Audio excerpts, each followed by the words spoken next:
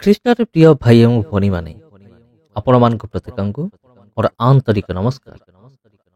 ଆପଣମାନଙ୍କ ପ୍ରତ୍ୟେକଙ୍କୁ ମୁଁ ମୋର ଆଉ ଏକ ଭିଡ଼ିଓକୁ ମୁଁ ସ୍ୱାଗତ କରୁଅଛି। ଆଜିର ଭିଡ଼ିଓରେ ମୁଁ ଆପଣମାନଙ୍କୁ ନୋହଙ୍କର ଡଙ୍ଗା ବିଷୟରେ ଜଣାଇବି, ଯାହାକୁ ପ୍ରତ୍ନତତ୍ତ୍ୱବିତ୍ମାନେ ବୈଜ୍ଞାନିକମାନେ ଆବିଷ୍କାର କରିଅଛନ୍ତି। ତେବେ ପ୍ରିୟ ବନ୍ଧୁଗଣ, ପ୍ରଥମେ ଆମେମାନେ ନୋହଙ୍କ ବିଷୟରେ କିଛି ଜାଣିବା। ଆଉ ଆପଣମାନେ ହୁଏତ ଜାଣିଥିବେ ନୋହଙ୍କ ବିଷୟରେ, ତଥାପି ମୁଁ ଅଳ୍ପ କିଛି ବର୍ଣ୍ଣନା କରିବି ଆପଣଙ୍କ ସମ୍ମୁଖରେ। ତାପରେ ଆମେମାନେ ନୋହଙ୍କର ଏହି ଭଙ୍ଗା ଜାହାଜ କେଉଁଠାରେ ଆବିଷ୍କାର କରାଯାଇଥିଲା, କେଉଁ ଜାଗାରେ ଆବିଷ୍କାର କରାଯାଇଥିଲା ନୋହଙ୍କର ଜାହାଜ, ସେହି ବିଷୟରେ ମୁଁ ଆପଣମାନଙ୍କୁ ଜଣାଇବି। ତେବେ ବନ୍ଧୁଗଣ, ନୋହଙ୍କ ଜାହାଜ ହେଉଛି ଏମିତି ଏକ ବିଷୟ ଯାହା ବିଷୟରେ ଛୋଟ ପିଲାମାନଙ୍କ ଠାରୁ ଆରମ୍ଭ କରି ବଡ଼ ପର୍ଯ୍ୟନ୍ତ ପ୍ରତ୍ୟେକ ଏହି ଜାହାଜ ଅର୍ଥାତ୍ ନୋହଙ୍କର ଜାହାଜ ବିଷୟରେ ଜାଣନ୍ତି। ପ୍ରାୟ 4500 ବର୍ଷ ହେବ ଏହି ନୋହଙ୍କ ଘଟଣା। ଏ ନୋହ ଜାହାଜ ବିଷୟରେ ଆଦି ପୁସ୍ତକ 6 ପର୍ବରୁ ଆରମ୍ଭ କରି 9 ପର୍ବ ମଧ୍ୟରେ ଲେଖାଯାଏ। ପୃଥିବୀରେ ଯେତେବେଳେ ଅଧର୍ମ ବୃଦ୍ଧି ହେବା କାରଣରୁ ଯେତେବେଳେ ପୃଥିବୀରେ ଅଧର୍ମ ବୃଦ୍ଧି ହେଲା, ସେତେବେଳେ ପରମେଶ୍ୱର ସମଗ୍ର ପୃଥିବୀକୁ ବିନାଶ କରିବା ପାଇଁ ଯୋଜନା କଲେ। ସେହି ସମୟରେ ସମସ୍ତେ ଅନ୍ୟ ବାଟରେ ଯାଉଥିଲେ, ଅର୍ଥାତ୍ ସମସ୍ତେ ମନ୍ଦ ପଥର ଅନୁଗାମୀ ଥିଲେ। ସମଗ୍ର ଜଗତରେ ପରମେଶ୍ୱର ପାପର ପରିମାଣକୁ ଅନୁଭବ କରିଥିଲେ ବା ଦେଖିଥିଲେ। ଆଉ ପରମେଶ୍ୱର ନିର୍ଣ୍ଣୟ ନେଇଥିଲେ ଯେ ସମଗ୍ର ଜଗତକୁ ଜଳ ପ୍ଲାବନ ଦ୍ୱାରା ଯେପରି ନାଶ କରାଯାଏ। କିନ୍ତୁ ସେହି ସମୟରେ ଜଣେ ଧାର୍ମିକ ପୁରୁଷ ଥିଲେ, ଆଉ ଯାହାଙ୍କର ନାମ ଥିଲା ନୋହ। ଆଉ ପରମେଶ୍ୱରଙ୍କର ଅନୁଗ୍ରହ ନୋହ ଏବଂ ତାଙ୍କ ପରିବାର ଉପରେ ଥିଲା। ଅନ୍ୟ ସମସ୍ତଙ୍କ ସହିତ ପରମେଶ୍ୱର ନୋହଙ୍କୁ ଏବଂ ତାଙ୍କ ପରିବାରକୁ ବିନାଶ କରିବାକୁ ଚାହୁଁନଥିଲେ। ତାପରେ ପରମେଶ୍ୱର ନୋହଙ୍କୁ ଏକ ଜାହାଜ ନିର୍ମାଣ କରିବା ପାଇଁ କହିଥିଲେ, ଯାହାଦ୍ୱାରା ନୋହଙ୍କ ତାଙ୍କ ପରିବାର ଯେପରି ସମ୍ପୂର୍ଣ୍ଣ ରୂପେ ଜଳ ପ୍ଲାବନରୁ ବଞ୍ଚି ପାରିବେ। ପରମେଶ୍ୱରଙ୍କର ଆଜ୍ଞାକୁ ପାଳନ କରି ନୋହ ଏକ ଜାହାଜ ନିର୍ମାଣ କରିଥିଲେ। ପରମେଶ୍ୱରଙ୍କର ଆଦେଶ ଅନୁସାରେ ନୋହ କଣ କଲେ?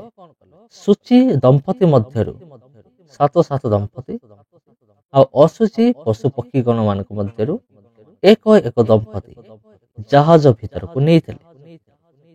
ଏହା ସହିତ ନୋହଙ୍କର ପରିବାର ମଧ୍ୟ ଜାହାଜ ମଧ୍ୟରେ ପ୍ରବେଶ କରିଥିଲେ। ଯେତେବେଳେ ନୋହ ଏବଂ ତାଙ୍କ ପରିବାର ଜାହାଜ ମଧ୍ୟରେ ପ୍ରବେଶ କଲେ, ସେତେବେଳେ ପରମେଶ୍ୱର ଆକାଶର ଦ୍ୱାର ସବୁ ମୁକ୍ତ କଲେ। ଆଉ 40 ଦିନ 40 ରାତ୍ର ପର୍ଯ୍ୟନ୍ତ ପୃଥିବୀରେ ବୃଷ୍ଟି ହେବା ଆରମ୍ଭ ହୋଇଥିଲା। ବର୍ଷାର ପାଣି ଯେତେବେଳେ ପଡ଼ିଥିଲା, ସେତେବେଳେ ଜଗତର ସବୁ ଜିନିଷ ବୁଡ଼ିବା ଆରମ୍ଭ ହୋଇଥିଲା, ଆଉ ନୋହଙ୍କ ଜାହାଜ ଭାସିବାକୁ ଆରମ୍ଭ ହୋଇଥିଲା। ଯେତେବେଳେ 40 ଦିନ 40 ରାତି ପୃଥିବୀରେ ପାଣି ପଡ଼ିଥିଲା, ସେତେବେଳେ ପାଣି ବହୁତ ଉଚ୍ଚ ପର୍ଯ୍ୟନ୍ତ ଯାଇ ପହଞ୍ଚିଥିଲା। ଆଉ ପାଣିର ମାତ୍ରା ଏତେ ବଢି ଯାଇଥିଲା ଯେ ପୃଥିବୀର ପାହାଡ ଗୁଡ଼ିକ ମଧ୍ୟ ଜଳରେ ବୁଡି ଯାଇଥିଲା। ଏପରିକି ପାହାଡ ଗୁଡ଼ିକ ଉପରେ ମଧ୍ୟ ଆହୁରି 15 ଫୁଟ ଅଧିକ ପାଣି ରହିଥିଲା।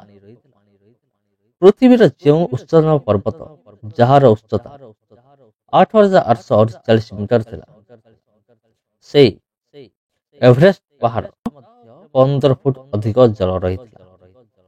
ଆଉ ନୋହଙ୍କର ଜାହାଜ ପାଣି ଉପରେ ଭାସିବାକୁ ଲାଗିଲା। ଆଉ ପୃଥିବୀରେ 150 ଦିନ ପର୍ଯ୍ୟନ୍ତ ଜଳ ରହିଥିଲା। ତାପରେ ପୃଥିବୀର ପାଣି କମିବାକୁ ଲାଗିଥିଲା। ନୋହଙ୍କର ଜାହାଜ ଆରାରାଟ ପାହାଡ ଉପରେ ଯାଇ ରହିଥିଲା। ସେହି ସମୟରେ ପୃଥିବୀରୁ ସମସ୍ତ ଅଧର୍ମୀ ମାନେ ନାଶ ହୋଇଯାଇଥିଲେ।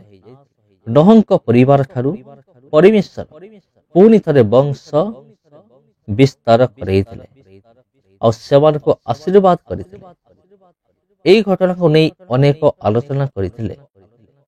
ଅନେକ ଏହି ପ୍ରକାର ଜଳପ୍ଲାବନକୁ ମିଥ୍ୟା ବୋଲି କହନ୍ତି, ଯାହା ସେହି ସମୟରେ ହେଇଥିଲା। କେମିତି ଅନବରତ ନନଷ୍ଟପ୍ ଦିନ ରାତି 40 ଦିନ ବର୍ଷା ହେଇପାରିବ? এটা କେମିତି ସମ୍ଭବ? ଅନେକ ନାସ୍ତିକ ଏବଂ ବୈଜ୍ଞାନିକ ମାନେ এই ବାଇବେଲକୁ ମିଥ୍ୟା ବୋଲି ପ୍ରମାଣିତ କରିବାକୁ ଚେଷ୍ଟା କରି ଆସୁଅଛନ୍ତି, କିନ୍ତୁ ସେମାନେ ଆଜି ପର୍ଯ୍ୟନ୍ତ ସଫଳ ହେଇନାହାନ୍ତି। ସେହିପରି ସେମାନେ ଜଳପ୍ଲାବନର ଏହି ସତ୍ୟତାକୁ ମଧ୍ୟ ସେମାନେ ଶେଷରେ ଅସ୍ୱୀକାର କରିପାରିନଥିଲେ। କିନ୍ତୁ ସେମାନଙ୍କୁ ସମୟ ବିତିବା ସହିତ ମାଟି ତଳୁ ଏମିତି ବିଷୟ ଗୁଡ଼ିକ ମିଳିଥିଲା ଯାହା ଥିଲା ଅତି ଆଶ୍ଚର୍ଯ୍ୟଜନକ।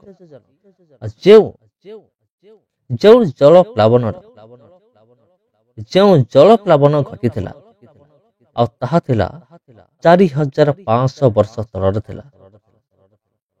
ଆଉ ବୈଜ୍ଞାନିକ ମାନେ ଏହା ଅନୁସନ୍ଧାନ କରିବାକୁ ବାହାରିଥିଲେ ଯେ ପ୍ରକୃତରେ ନୋହଙ୍କ ଜାହାଜ ଜଳପ୍ଲାବନ ସତ୍ୟ କି ନୁହେଁ। ଆଉ ପରମେଶ୍ୱର ସେମାନଙ୍କୁ ସାହାଯ୍ୟ ମଧ୍ୟ କରିଥିଲେ, ଯେପରି ସେମାନେ ଏହି ବାଇବେଲ ସମ୍ପର୍କିତ ବିଷୟ ଗୁଡ଼ିକ ଆବିଷ୍କାର କରିପାରିବେ ଆଉ ସତ୍ୟତା ଯେପରି ସମସ୍ତଙ୍କ ସାମ୍ନାକୁ ଆସିବ। ସେମାନେ ପ୍ରାର୍ଥନା ସହକାରେ ଏହି ସମସ୍ତ ବିଷୟ ଖୋଜିଥିଲେ। ଏହି ଯାତ୍ରାକୁ ସେମାନେ ଆରମ୍ଭ କରିଥିଲେ। ଶେଷରେ ସେମାନେ ତୁର୍କୀ ଦେଶରେ ଥିବା ଆରାରାତ ପାହାଡ଼ ପାଖରେ ଯାଇ ପହଞ୍ଚିଥିଲେ। ଆଉ ଯିଏ ଯାଇଥିଲେ ତାଙ୍କ ନାମ ଥିଲା ରୋନ୍ ବାଇକ୍। ତାଙ୍କୁ ଆରାରାତ ପାହାଡ଼ ପାଖରେ ଏକ ବୃହତ ଜାହାଜ ଆକୃତିର 500 ଫୁଟରେ ଏକ ଭୂମି ଦେଖାଯାଇଥିଲା।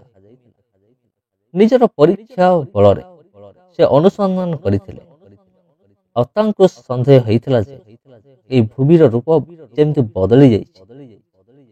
ସେ ତୁର୍କୀ ସରକାରଙ୍କର ଅନୁମତି ନେଇ ସେ ଜାଗାକୁ ଆହୁରି ଭଲ ଭାବରେ ପରୀକ୍ଷା କରିଥିଲେ।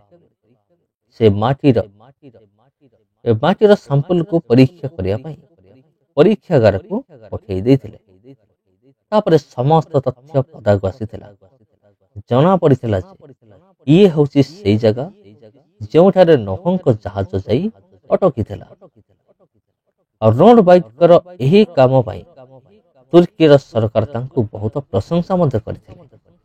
ଆଉ ଯଦି ଆପଣ ରୋନ୍ ବାଇକ୍ଙ୍କ ବିଷୟରେ ଜାଣିବାକୁ ଚାହୁଁଛନ୍ତି, ତେବେ ଗୁଗୁଲରେ ସର୍ଚ୍ଚ କରନ୍ତୁ, ତେବେ ଆପଣ ସତ୍ୟତାକୁ ଆହୁରି ଭଲ ଭାବରେ ଜାଣିପାରିବେ।